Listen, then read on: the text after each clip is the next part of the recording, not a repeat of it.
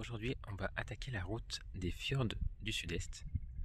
Avec en premier, on a pris la route 955 et le fjord de Reidafjordur. On s'est posé là au bord du fjord, prendre un petit café avec le grand soleil. On regarde les oiseaux, les paysages et les chevaux qui étaient venus juste à côté tout à l'heure, qui sont dans le champ. Et on prend le soleil avant de repartir et de continuer la route des fjords. On vient d'arriver à la ville de Faskfjordur. C'est une ville où il y avait pas mal de pêcheurs, notamment dans les années 1800-1900. Il y avait beaucoup de pêcheurs français, jusqu'à 5000 pêcheurs français. Et donc il y a quelques lieux avec des noms de rues en français, un cimetière français, un hôpital apparemment aussi. Donc plein de petites choses à aller voir dans cette petite ville. Donc on va aller faire le tour. Ce petit village de pêche de 700 habitants conserve encore les traces du passage des pêcheurs français au début du XXe siècle. On trouve ainsi les bâtiments construits à l'époque, avec l'hôpital, la morgue, la chapelle et la maison du médecin, transformée aujourd'hui en hôtel. À la sortie du village, le cimetière français regroupe les 49 tombes de pêcheurs français et belges ayant perdu la vie dans les eaux islandaises. Nous poursuivons ensuite notre route le long des différents fjords sous un magnifique soleil. Nous croisons de nombreuses nasses à poissons, signe que la pêche fait toujours partie de l'économie locale, mais qu'elle a pris une dimension industrielle. Notre arrivée dans la ville de Djúpivogur marque la fin de la route des fjords. Nous avons la chance d'y croiser une quinzaine de rennes sur les 3000 que compte l'Islande.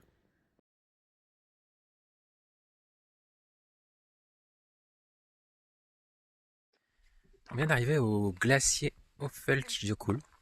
Donc c'est un petit glacier qui est juste derrière en principe cette petite colline. On va pouvoir aller voir. Et en principe, on doit pouvoir voir des icebergs et un petit lac glaciaire juste à son pied. Un peu comme le Jökulsárlón qui est plus connu. Et qu'on ira voir en principe ce soir ou demain, si on a le temps.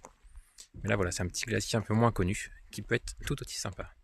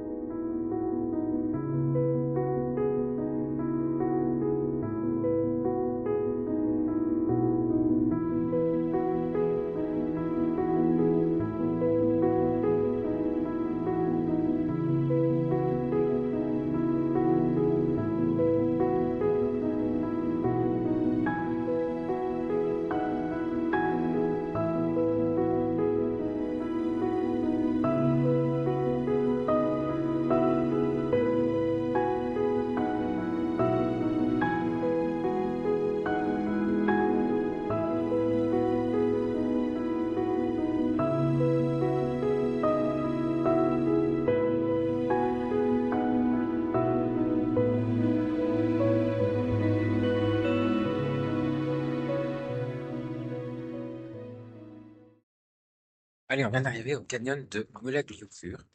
On a une petite balade là de 5 km aller-retour à faire pour aller voir ce canyon. Il y a deux cascades en principe qu'on aperçoit, je sais pas si on va les voir, mais qui sont juste derrière. On va pouvoir monter dans le canyon et aller voir tout ça. Ce canyon est une pure merveille. Une petite marche d'approche d'environ 30 minutes nous permet de découvrir une gorge taillée dans la roche, avec d'innombrables nuances de vert et de gris. Une beauté sublimée par la cascade de Engandifoss, haute de 123 mètres. En poursuivant sur le sentier, nous nous rapprochons de la calotte du Vatnajökull et du fond du canyon, dans lequel nous découvrons de nouveaux paysages déchirés, ainsi que des formations rocheuses étonnantes, comme cette tête de dragon qui semble surgir des profondeurs de la terre.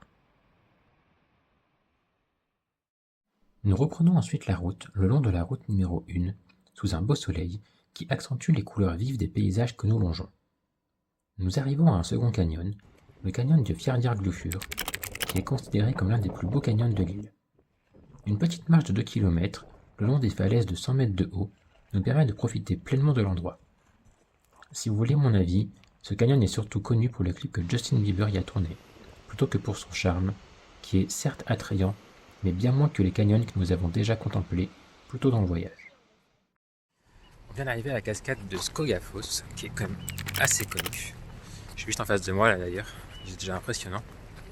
Je vais pouvoir vous montrer ça. Bon, il y a un peu de monde, Mais bon, comme d'habitude, hein, sur la une, il y a toujours du monde. Cette cascade fait partie de la série de cascades très célèbres de la côte sud. La légende raconte qu'un coffre au trésor y est caché derrière.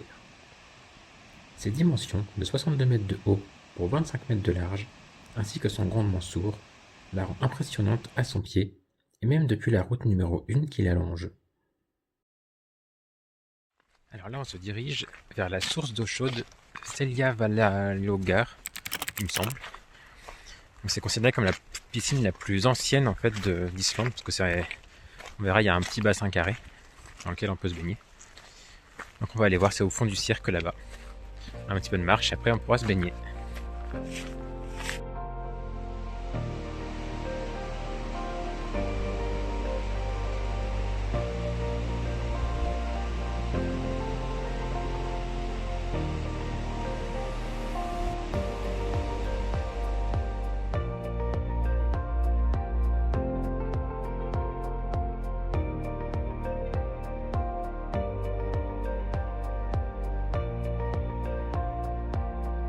Bon, ça y est, je suis à l'aéroport, il est juste derrière moi. Ça y est, c'est l'heure de rentrer. Après 3 semaines en Islande. Toujours aussi bien, un 3e voyage, et toujours aussi émerveillé avec ces paysages, toutes ces couleurs, tout ça, c'est incroyable. Donc, franchement, ça valait le coup de revenir pour faire tout ce que j'ai pas pu faire sur les 2 premiers voyages. Et puis bon, peut-être qu'on reviendra une 4e fois, on verra dans quelques années, ça. On sait pas. Allez, bah écoutez, moi je vais prendre l'avion. Et puis on va rentrer en France, ça. Salut!